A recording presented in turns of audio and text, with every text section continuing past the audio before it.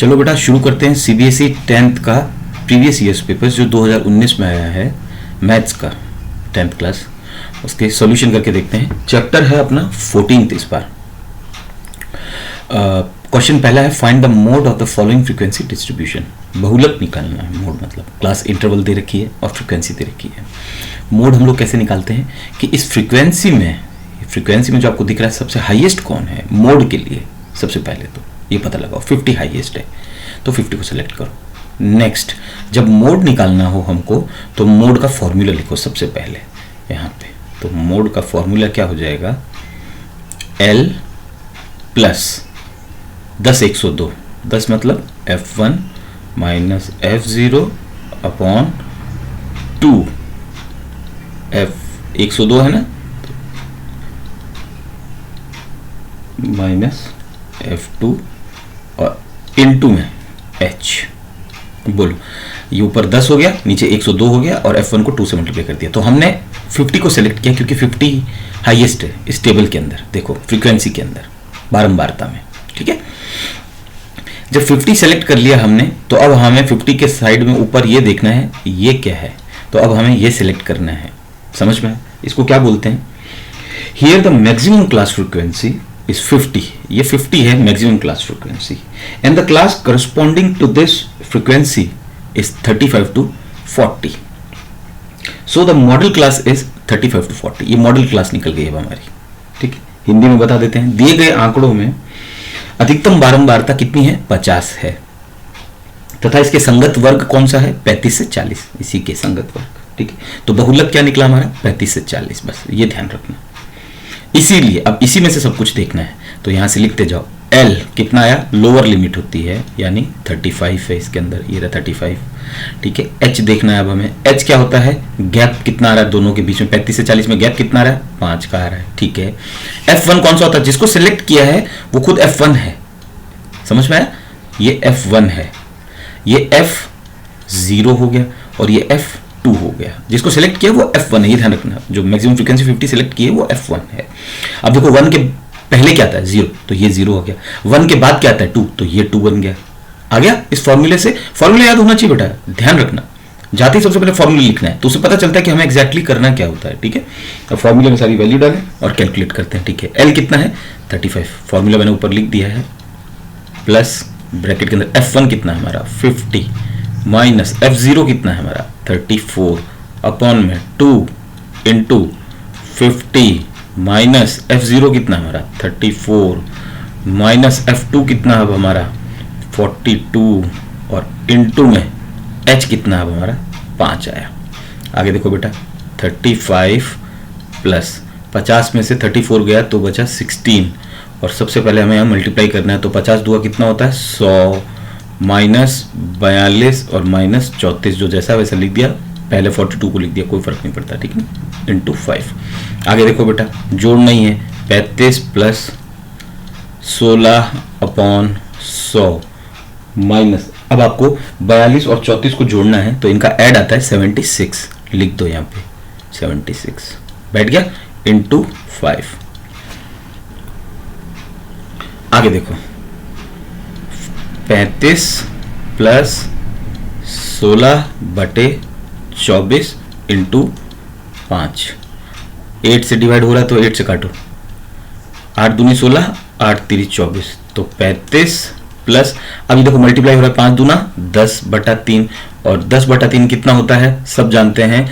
10 में जब 3 का डिवाइड करोगे तो आएगा 3.3333 चलता जाएगा। ठीक है ना, तो ये इसकी जगह लिख देता हूं मैं 35 प्लस 3.33, तो कितना आ गया, 35 और 3 38.33। ये आपका आंसर है।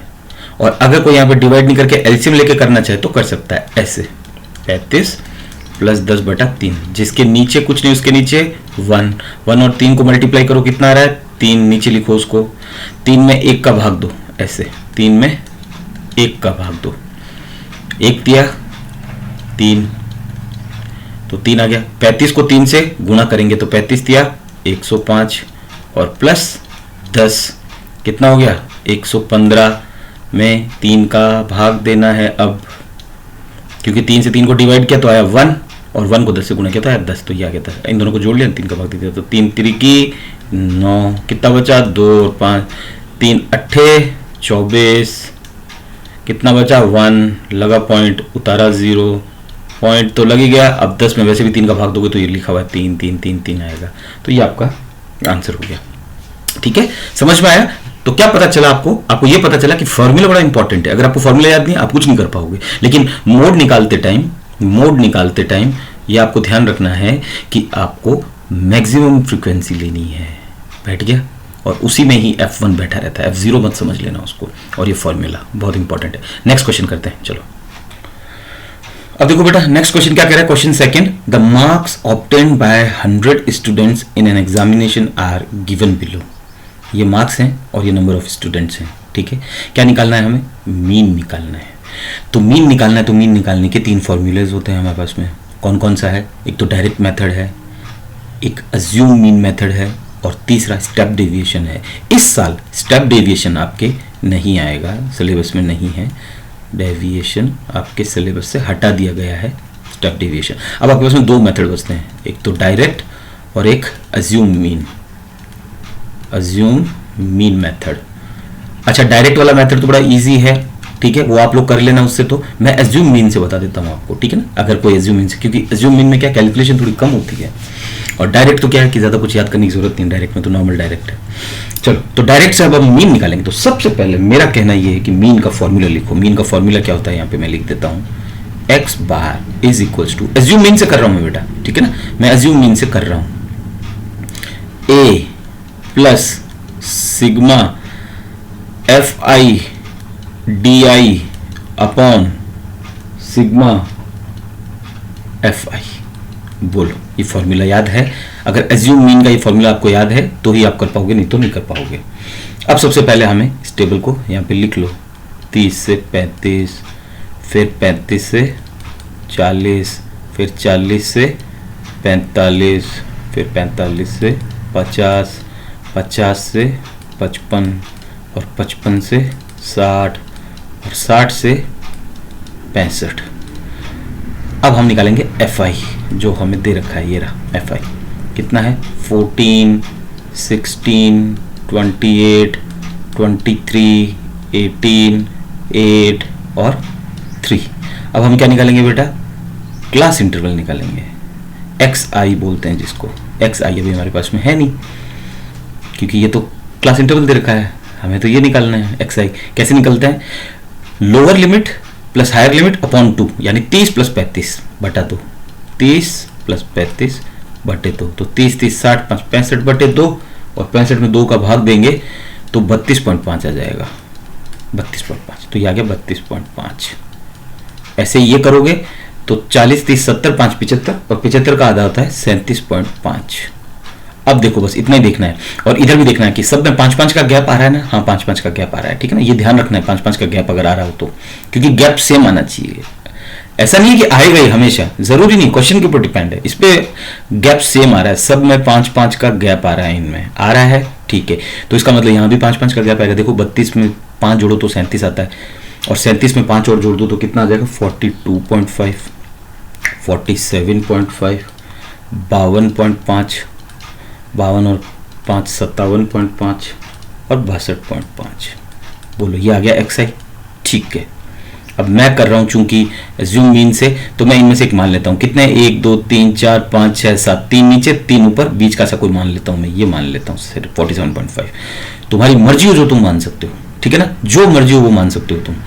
तो मैंने ए कितना माना उसको मैं लिख देता हूं, ए इक्वल्स टू 47.5 माना है मैंने, ये रहा। फॉर्मूला क्या कहता है? डी आई बराबर एक्स आई माइनस ए, ठीक है? और ए कितना हमारा? 47.5। अब ये फिक्स हो चुका है, बोलो कोई प्रॉब्लम नहीं है। तो देखो एक्स आई कितना है हमारा? 32.5। देखो ये हम क्या निकाल रहे हैं? डी ए निकाल रहे हैं। तो 32.5 में से 47.5 गया तो कितना बचा बेटा?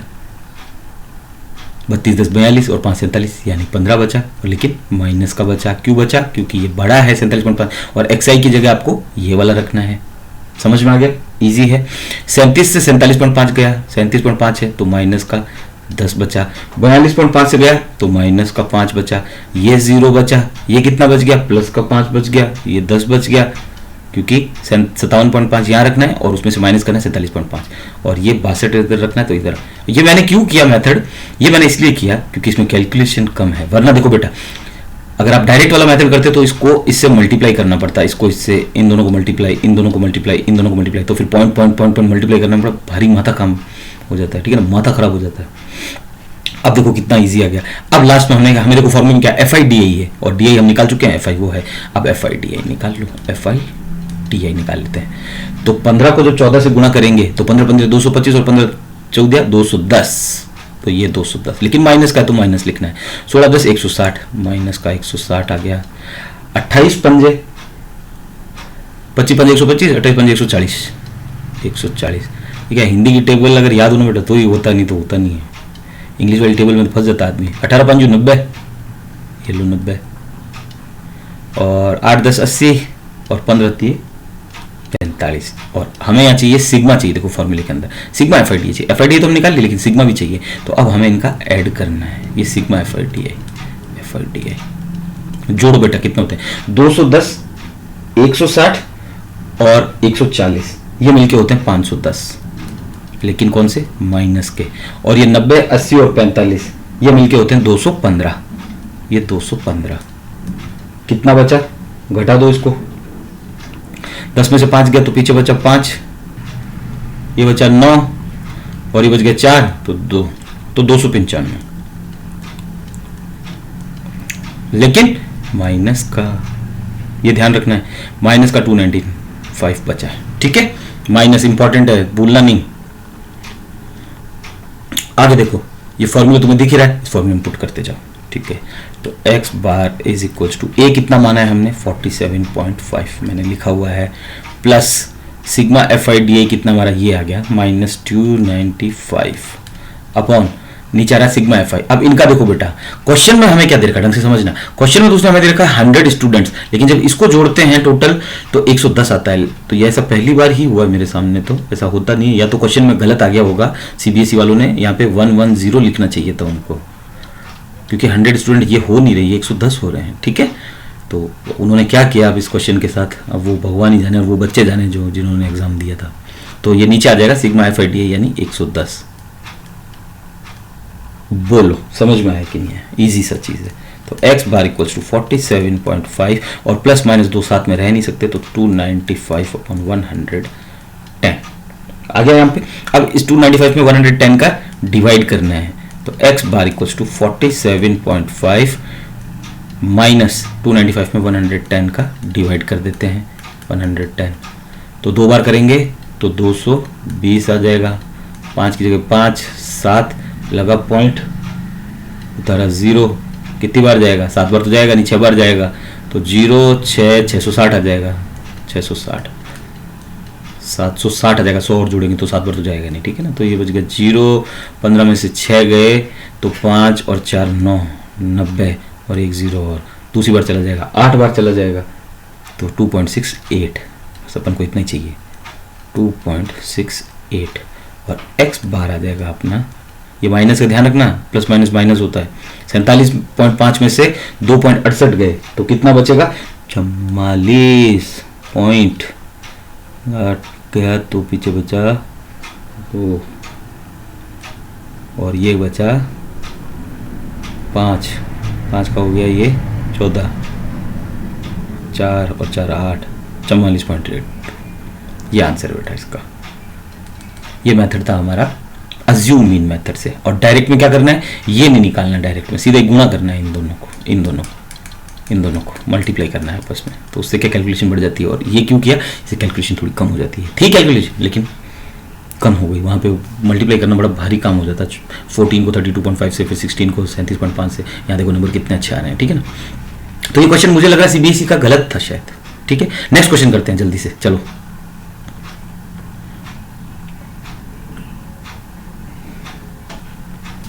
क्वेश्चन 3 देखो बेटा, change the following data into less than type distribution and draw it's objective. Class interval आपको दे रखा है, फ्रीक्वेंसी आपको दे रखी है, यानी ऐसा क्वेश्चन जो आता है लेस देन टाइप बनाना है अपन को इसको ठीक है ना, लेस देन टाइप बनाना है इसको, यानी मीडियन टाइप का क्वेश्चन है। तो कैसे बनाएंगे, लिखो लेस देन, देखो 30 से 40 है, यानी 40 मैक्सिमम आ रहा है यहाँ पे, तो 40 से कम कितने बच्चे हैं, 7 हैं, ठीक है ना। तो लेस देन 40, लेस देन 40, और ये क्या आ गई, फ्रीक्वेंसी, तो एफ आई लिख दो इसको। लेस देन 40 में कितने बच्चे हैं, 7। लेस देन 50 आएगा नेक्स्ट, लेस देन 50, 50 में कितने बच्चे हैं बेटा, 5 नहीं है, ढंग से समझना। 40 तक तो 7 बच्चे हैं, लेकिन 50 तक ये भी बच्चे काउंट तो होंगे ना, बच्चे तो ये भी काउंट होंगे ना भाई, 50 से कम में ये बच्चे भी आ रहे हैं, ये भी आ रहे हैं भाई। 30 से 40 हमने बोला कि 40 तक 7 बच्चे आ रहे हैं, लेकिन जैसे 50 तक आए तो 5 बच्चे तो ये आ गए, 7 वो और जुड़ गए, तो 7 5 12। ये समझ में आ गया हो तो खेल बन गया। ये लेस देन बार बार लिखते रहना, लेस देन 60 कितना आ जाएंगे, 12 में 8 और डाले तो ये 12 हो ही गए दोनों मिलके, इसके अंदर 8 और डाले तो हो गया 20, ये तीनों जुड़ गए। 60 में ये तीनों आ रहे हैं भाई। लेस देन 70 कितना आ जाएगा, 20 10 30 जोड़ दिया उसके अंदर। लेस देन 80, 30 के अंदर 6 और जोड़ो तो 36। लेस देन 90, 36 में 6 और जोड़ा तो 42, ये वाला 6, ठीक है। फिर लेस देन 100 कितना आ जाएगा, 42 में 8 और जोड़ा तो 50 आ गया। ये फ्रीक्वेंसी बन गई। अब हमें क्या बनाना है, इसका ऑजिव बनाना है। इतना सही खेल खेलना था, ज़्यादा कुछ है भी नहीं इसका ऑजिव। तो ऑजिव कैसे बनेगा, यहाँ पे देखो, एक लाइन खींचो और एक लाइन ये खींच दो ऐसे, ये लो, एक तरफ x ले लेंगे एक तरफ y, इसको x मान लो। ये मैंने 90 क्योंकि 100 करना था, ठीक है। तो ये वाला पूरा x मान लिया मैंने, और ये वाला पूरा टेबल को मैंने y मान लिया, ठीक है। तो यहाँ पे मैं क्या क्या लिख दूँ, 10 से चालू कर दूँ, x वाला, ये x वाला, ठीक है। ये 0 है, ये 10 है, ये 20 है, ये 30 है, ये 40 है, ये 50 60 70 80 90 100। यहाँ पे कितने का गैप आ रहा है, 7 से चल रहा है ना, तो 5 5 से चलाएं क्या, 5 का ठीक रहेगा। 5 की टेबल लिख देते हैं, 5 10 15 20 25 30 35। ये वाई वाला है बेटा, ठीक है ना, ये वाला है। तो इसमें देखो 7 काफ़ी छोटा है, तो हमने 5 से चालू कर दिया इसलिए, ठीक है। 40 45 और ये 50। तो देखो बेटा, जब लेस देन 40 था तब कितना था, ये लेस देन 40 तब कितना आ रहा है, 7 आ रहा है। तो लेस देन 40 पे 7 आ रहा है, तो 5 यहाँ पे 10 यहाँ पे है, तो 7 कहीं यहाँ कहीं आएगा, ठीक है ना। तो ये आ गया 7 हमारा, ये पॉइंट आ गया हमारा 40 पे। बोलो कोला लगा तो इस पे। दूसरा क्या है, 50 पे 12 है, 50 पे 12 है, तो ये 10 से थोड़ा सा ऊपर यहाँ पे आ जाएगा 12, ये लो। नेक्स्ट कौन सा हमारा, 60 पे 20 है, 60 पे 20 है ही बिल्कुल इस लाइन पे अपने पास में, ये लो। और 60 पे आ गया। 70 पे 30 है, 70 पे 30, ये रहा 30 भी अपने पास में है, ये लो। और 80 पे 36 है, तो 35 ये रहा, और 36 एक ऊपर उसका हल्का सा, ये लो। ये ऑजिव बन गया। ये बना लोगे, अब जोड़ना है इसको, ये ऑजिव है, ये ऑजिव बन गया। बाकी पूरा कर लेना। 90 पे 42 है, तो ये रहा 42, 40 यहाँ कहीं है, तो 42 यहाँ कहीं हो जाएगा, ये लो 42। और 100 पे कितना है, 50 है, ये रहा 50 अपना 100 पे, ये ऑजिव आ गया। कुछ नहीं करना था इसमें, बस ये ध्यान रखना था कि इसमें ये फ्रीक्वेंसी ऐड होती है। 30 से 40 तक तो 7 बच्चे हैं, लेकिन जैसे 50 हो गए तो 7 बच्चे तो थे भाई 30 से पहले, 40 तक तो 7 बच्चे थे, अब 50 तक ये बच्चे और जुड़ जाएंगे, 50 तक ये वाले और जुड़ जाएंगे इसके अंदर, तो 7 5 मिलके कितने हो जाएंगे, 12। बस ये खेल खेलना था यहाँ पे, और ये क्वेश्चन था छोटा सा, ठीक है। ये 3 क्वेश्चन थे जो 2019 के पेपर में आए थे सीबीएसई के, काफ़ी अच्छे, ताकि पता चले आपको कि किस टाइप के क्वेश्चंस आते हैं एग्जाम में और क्या रहता है। तो ये मैंने बता दिया है, क्योंकि अब आपके एग्जाम है, तो एक बार इनको करके ज़रूर जाना, तो आपको पता चलेगा कि हाँ इस टाइप के क्वेश्चंस आते हैं, बहुत ही ईजी हैं। और जल्दी मिलते हैं दूसरे किसी वीडियो पे, और वीडियो अच्छा लगा तो थैंक यू।